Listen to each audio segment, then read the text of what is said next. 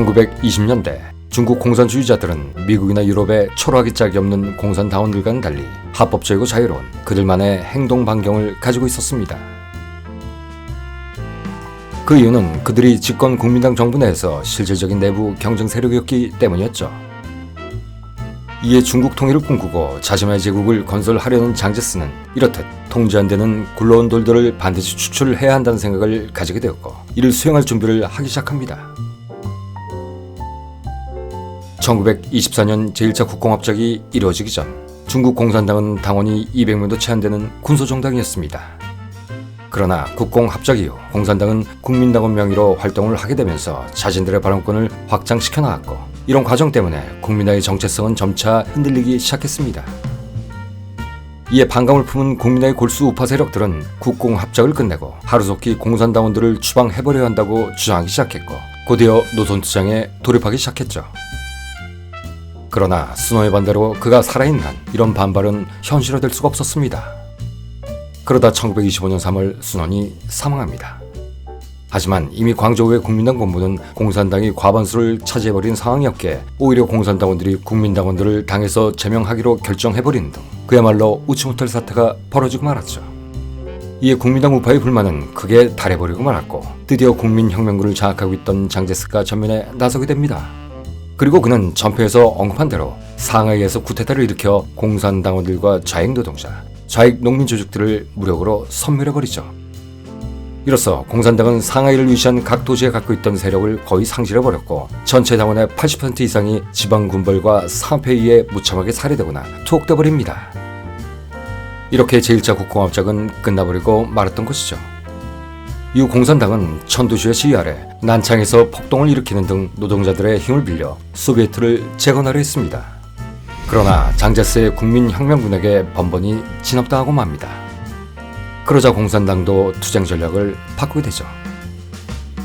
무모한 무장봉기는 포기한다는 전제 아래 도시에는 반국민당 세포 조직을 활성화시키고 농촌 지역의 소비에트화에 주력하기로 한 것입니다. 상황에 따라 전략과 전술을 유연하게 바꿀 수 있는 공산주의 특유의 가변성을 발휘한 것이죠. 이때 이런 전술에 두각을 나타낸 자가 있었습니다. 그가 바로 마오쩌둥이었죠.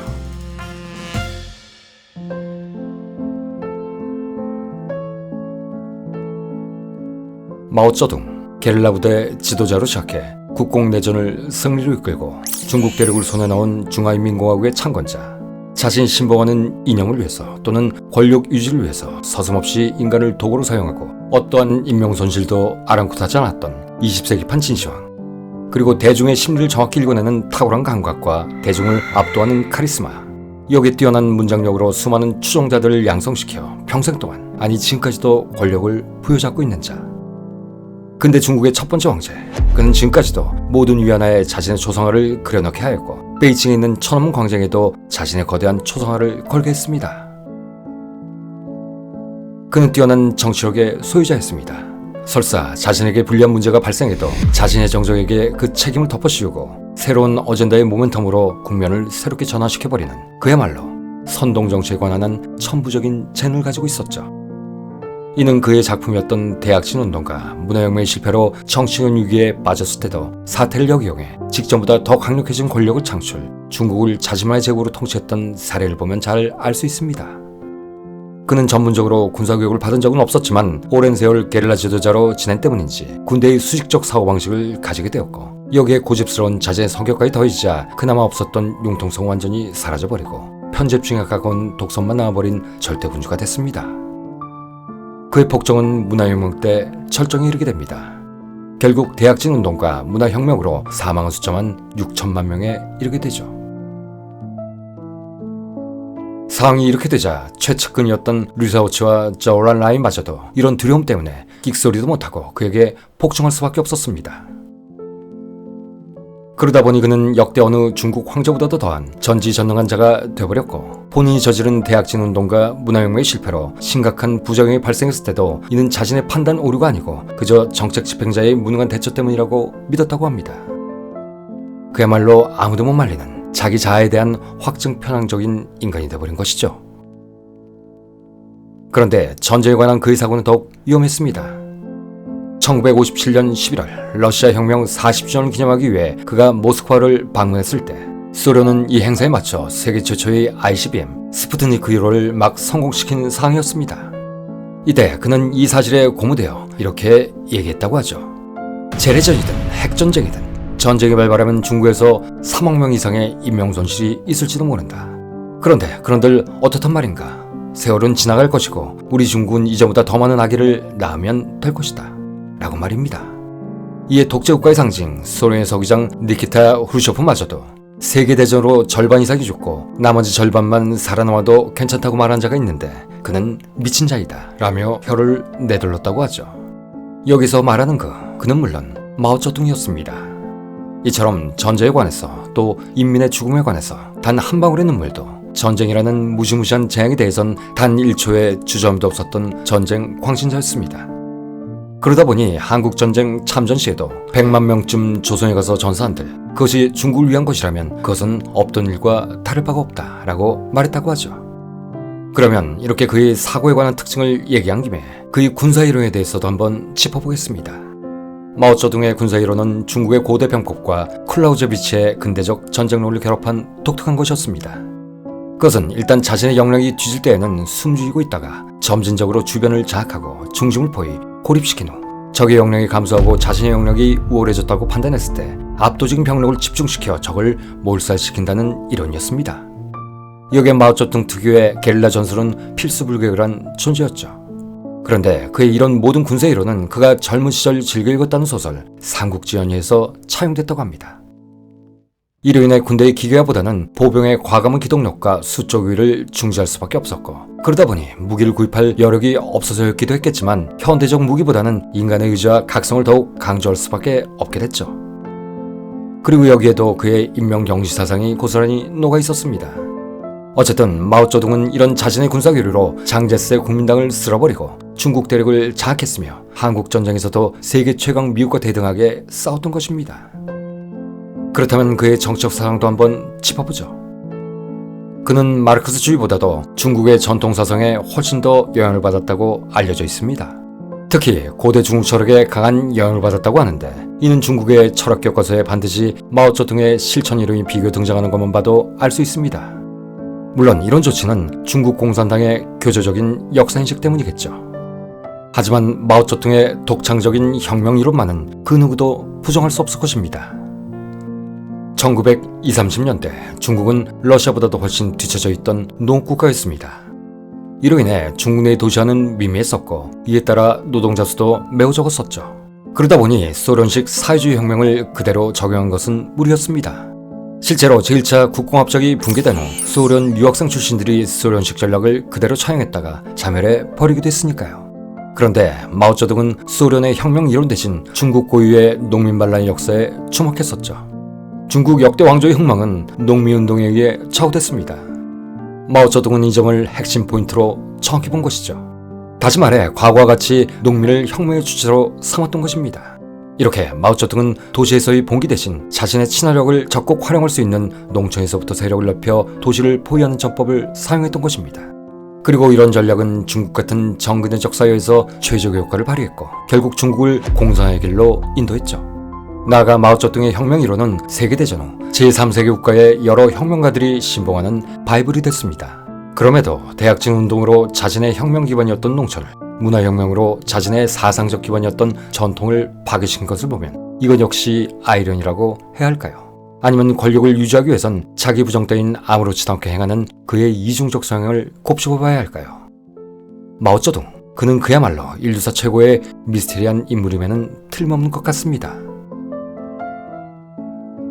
다시 1931년에 중국으로 돌아와 앞서 언급했듯 일찍이 마오쩌둥은 당 중앙에서 지시하는 혁명의 방법은 너무나도 무모하여 반드시 실패할 것이라고 지적하면서 농민들을 중심으로 하는 이른바 비정규적 혁명 이론을 내세우기 시작했습니다.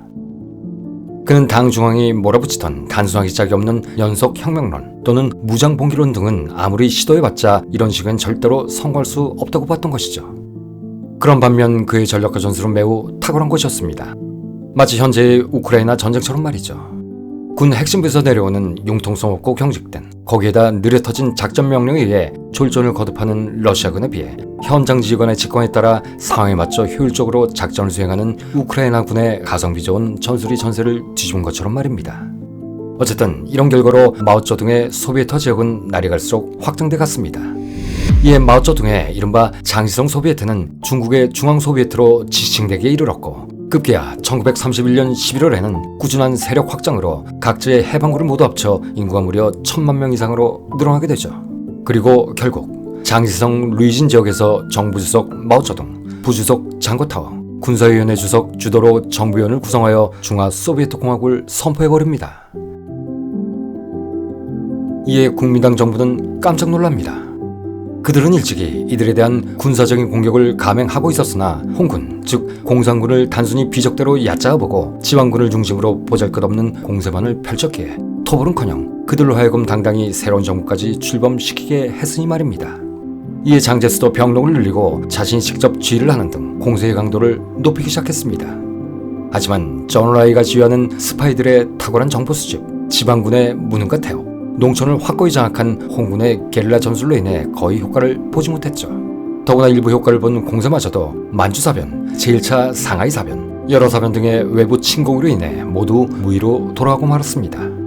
그러자 장제스는 당시의 독일, 즉 바이마르 공화국에서 초빙한 한스 폰 젝트 등 독일 군사고문단의 조언을 받아들여 공산당이 장악한 지역으로 섣불리 진군한 것을 자제하고 요초마다 콘크리트 진지를 건설하면서 군대를 점진적으로 전진시켜 공산당의 정보원 역할을 하던 민간인들을 소개시키고 소음을 비롯한 필수 물자의 유통을 차단한 등 이른바 공세적 청야 전술로 작전을 바꾸기 시작합니다.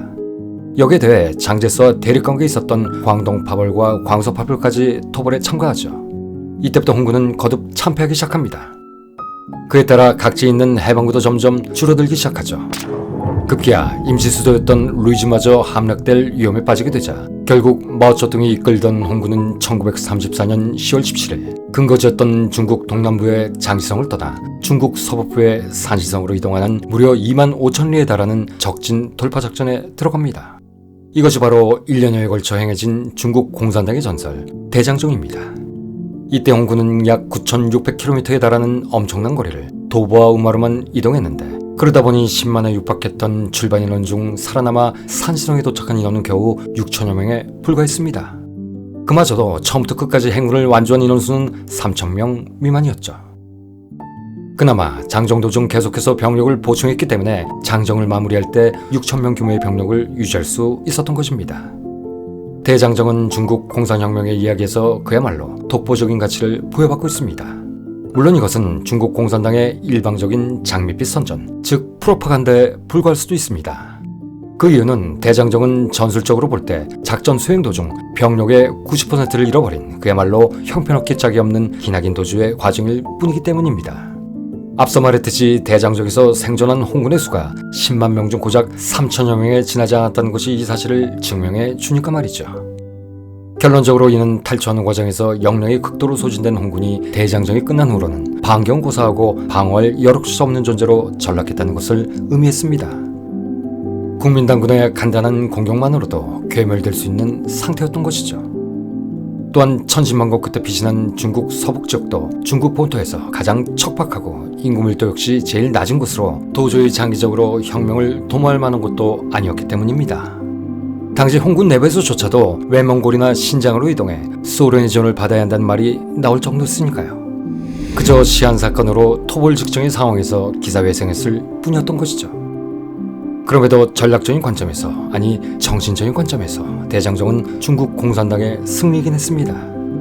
어찌됐든 국민당은 공산당을 완전히 토벌하는 데 실패했고 홍군의 핵심 지도부는 살아남아 후위를 도모할 수 있었기 때문입니다. 하지만 인명을 경시하고 단행된 이 행군의 정신은 그때나 지금이나 중국을 옥죄는 존재로 남아있습니다. 대장정을 부정하자니 그들이 부르짖던 혁명 정신의 기반이 훼손될 것이고, 찬양하자니 불가능한 일도 할 수 있다는, 또는 되게 한다는 인명을 무시한 무리한 정책의 오류로 이어질 수 있기 때문입니다. 그럼에도 대장정의 정신을 부르짖으며 또다시 21세기판 대약진 운동, 문화혁명을 시도하고 있는 지금의 중국, 이런 중국판 무대포 정신이 과연 미래의 중국에 무슨 도움이 될까요? 티벳과 신장에 대한 자국민의 이주, 동북공정, 1대1로 개척, 적극적 해상 방어 전략, 이에 따른 군사력 강화 등과 같은 정책이 모두 어떠한 시련도 이겨낼 수 있다라는 대장정 정신에 연원돼 있습니다. 지금의 중국을 존재케 했다고 중국인들이 떠받들고 있는 마오쩌둥의 대장정, 이에 관한 컨텐츠는 후에 다시 다루겠습니다. 다음 편에서는 방금 언급했던 제2차 국공합작의 시작점, 시안 사건에 대해 살펴보겠습니다.